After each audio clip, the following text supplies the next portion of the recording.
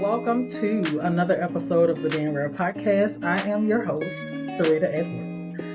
It is a partially sunny Saturday here in North Alabama, which is a really good addition, if you will, or maybe not addition. We've had a lot of days of rain and thunderstorms, so it's good to see a little. Yeah, it's good to see a little sunshine today. So, if you can't tell, joining me in the Being Real studios today is the honey, the hub, Mr. Kareem Edwards. Hello. How's everybody doing? Awesome. And so, for those of you who can't tell, the Being Real studios is in our home. You probably is so familiar with this background back here, but so today we are talking about summer road trip. Back in July, I attended a genetics conference in South Carolina. So we decided to make it a road trip since it was summertime. The kids were not in school, so it was just easier to just make it a summer trip. And so that's what we decided to do. This was Elijah's first real trip, I would say. More or less, yeah. I think than an hour. I think the most we've gone was. Well, I think the most we've gone was like 3 hours, though, right? Like maybe 3. Yeah. And so this actual visit, this travel distance from our home, was about 8 hours, or maybe 9, given the stops and more gas and all that kind of stuff. And so it was new. It was something completely new. Mm-hmm. And so we just want to talk a little bit about that experience and what it meant for us. We left home probably 10:30. Roughly, yeah. 10:30. I guess it was about, in the morning. And for Elijah, his foods are pureed. So we had to make sure we had a portable blender. In addition to like snacks for the kids, we also made sure to have snacks for Elijah. Applesauce. We had like a cooler, with a few cold things, water, all that kind of stuff. But we really had to make sure we had his blender, and then we had like the charger for it and all that kind of stuff. For the other kids, in addition to like clothing and like toiletries and all that kind of stuff, for Elijah, we needed Pampers and wipes and his wheelchair. I guess that was really the bulk of it for him. Food is the trickiest. Yeah, just really navigating food, because the rest of us, we can stop and grab a quick bite, jump back in the car and keep moving. And for Elijah, whatever we grabbed had to be blended for him. And so then you still have to have something to put that blend in to avoid just eating it out of the container, the blender. And I think that was the first hiccup that we found when we stopped. And I had to get a boiled peanut container from the gas station. They serve boiled peanuts. And so I had like a Tupperware or, like a plastic dish, but I think, I don't know, I wasn't fully prepared like I thought I was. And so I was like, well, shoot, I need something to put this in. And so I grabbed one of the little tossable boiled peanut containers for the very first stop. And so that was eye-opening. I think I just wasn't prepared like I thought I was. And then, First time. Mm-hmm. And then I realized that I left a spoon. So I had to get a plastic spoon out of the gas station. It's like little simple things that you go down your checklist, making sure you have everything, and then you realize, I still forgot this, and I still forgot this, and it's little stuff like that.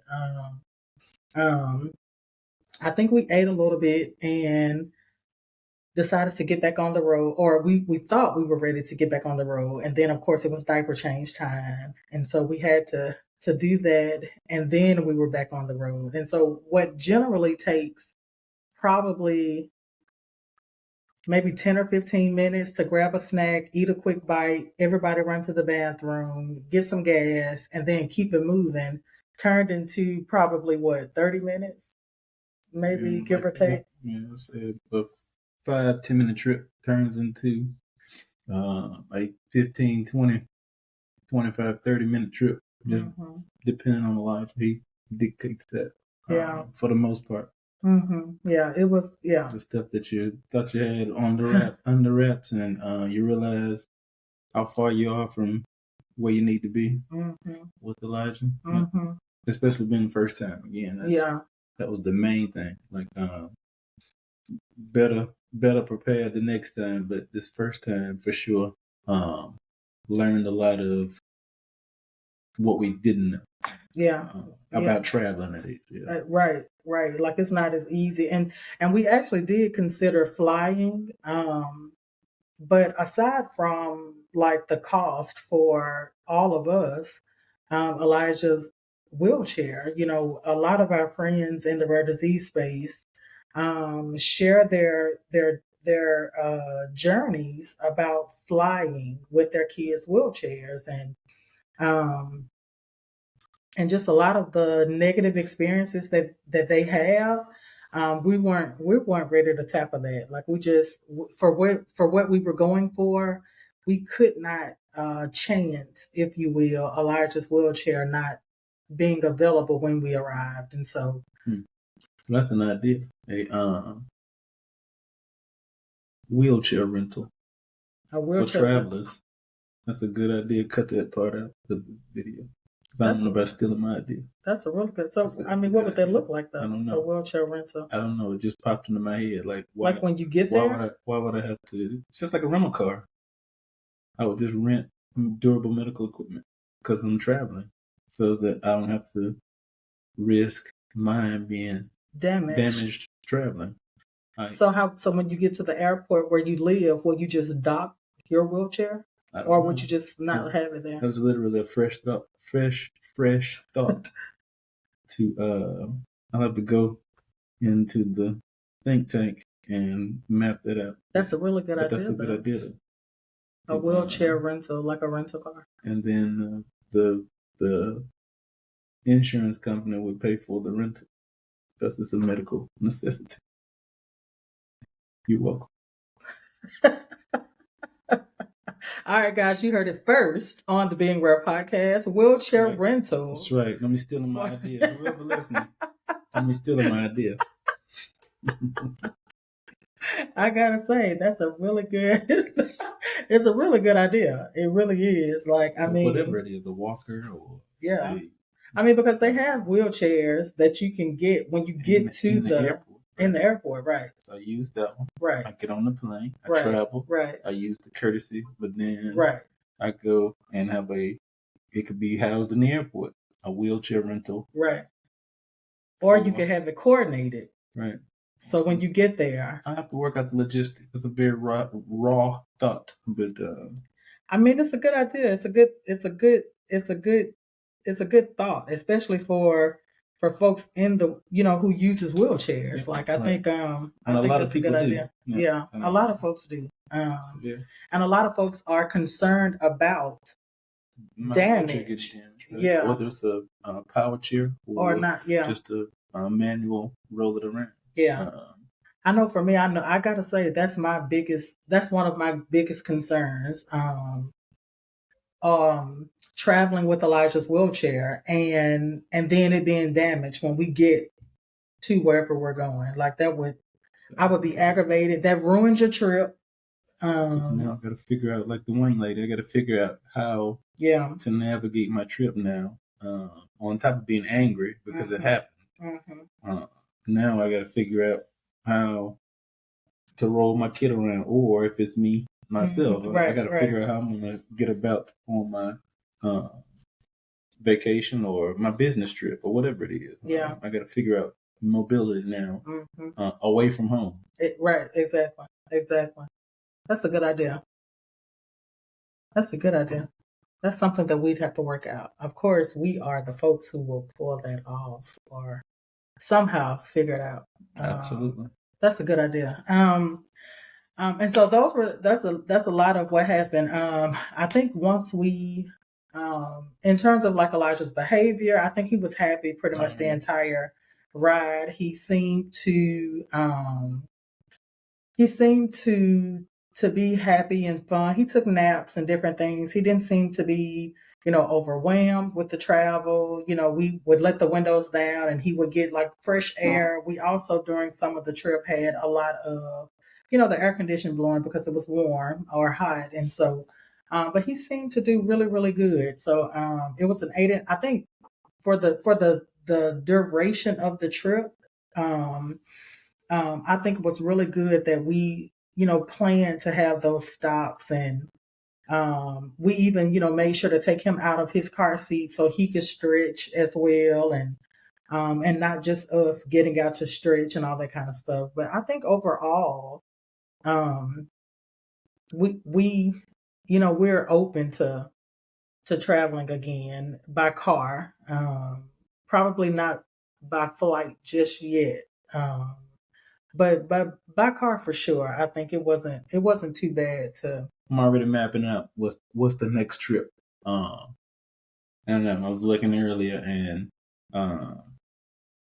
Wisconsin is only 4 states over.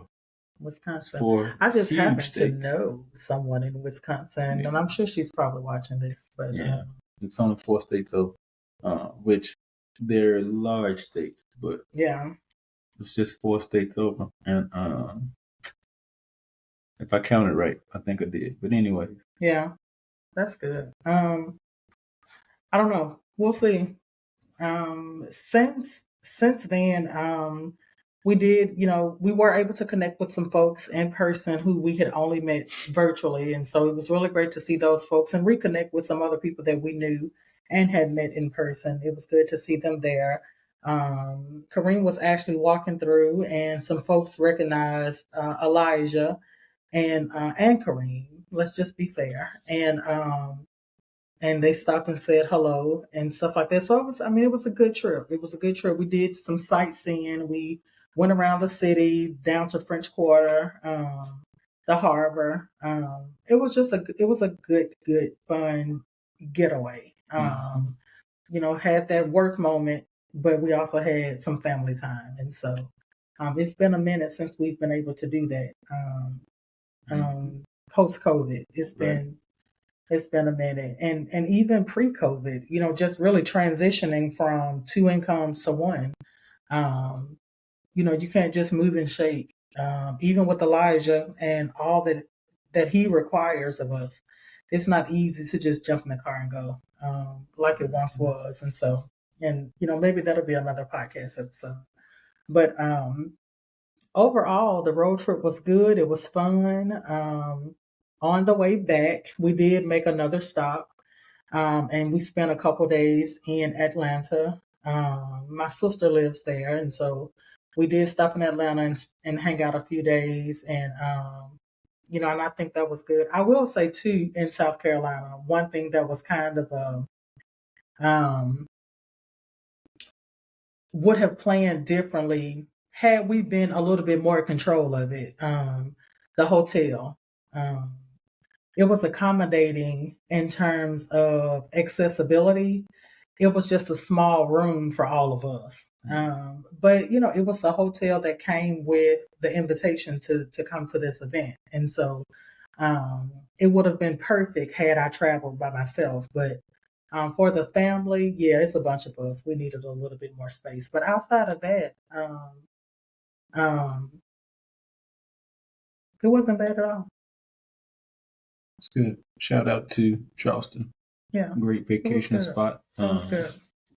Nice scenery. French Quarter was nice.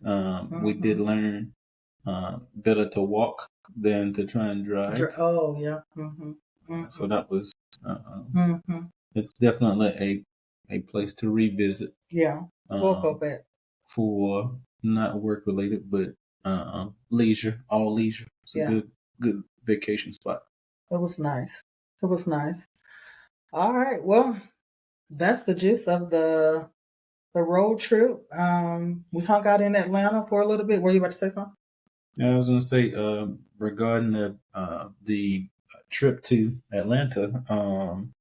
Shout out to uh, the Atlanta Aquarium for being very much accommodating to the individuals with special health needs, like not just one or few, but multiple employees that we encountered were very much accommodating to the fact that not only Elijah but others, I noticed others that were that had mobility issues or durable medical equipment or what have you, being directed to the spot up front where you could have a up close encounter with each exhibit. So hey, shout out for them having that available. But then, in addition to that, the employees having the awareness to move people out of the way and direct the people to this specific spot. Yeah. To take advantage of the spot that they had. It was. I mean, it was good because I know a lot of times because we were in the back. Oh yeah. A lot of times, and they had an accessibility spot labeled with a carpet.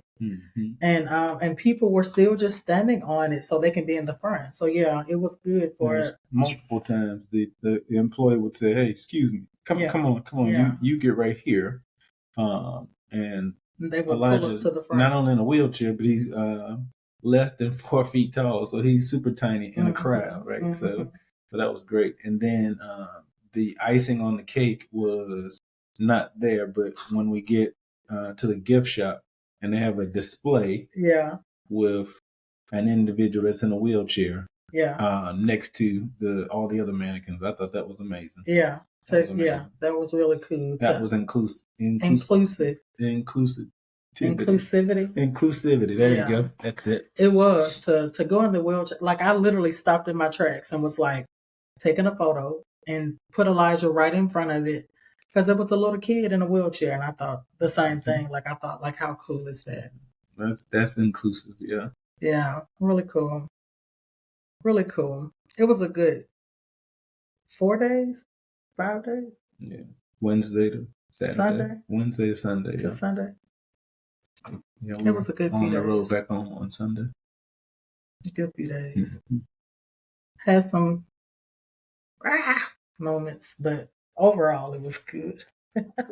I think we're normal people. We had our moments of frustration for various reasons, but the 9 out of 10 trip though. I agree. I think it was 9 out of 10. I agree. I just realized I didn't turn on my light, so I hope the lighting on this recording isn't bad. I just realized that I never turned on the light over there. Oh well, even if it is, I'm gonna record over that way. My idea ain't on the airwaves. So I'm gonna work that. I'm gonna call Dale and somebody. I'm gonna call somebody. What is it? The little commercial, the infomercial they used to play in the middle of the night that had the caveman that's making the wheel. Oh yeah. Invent Help. That's it. Yeah. I'm calling Invent Help. Invent Help. Yeah. You needed some good funding, and you can pull it off for sure. I'm playing with it too. Yeah. Because you have to be able to adjust. Yeah, that's the part I need more help with, the playing it. Have to be able to adjust it to make sure it's accommodating to the person who needs it, and not just a chair that's too big or too small or whatever. It's kind of Elon Musk on the line. I mean, all right, guys. What's his name? Zuckerberg. That's his name. Yeah. Somebody.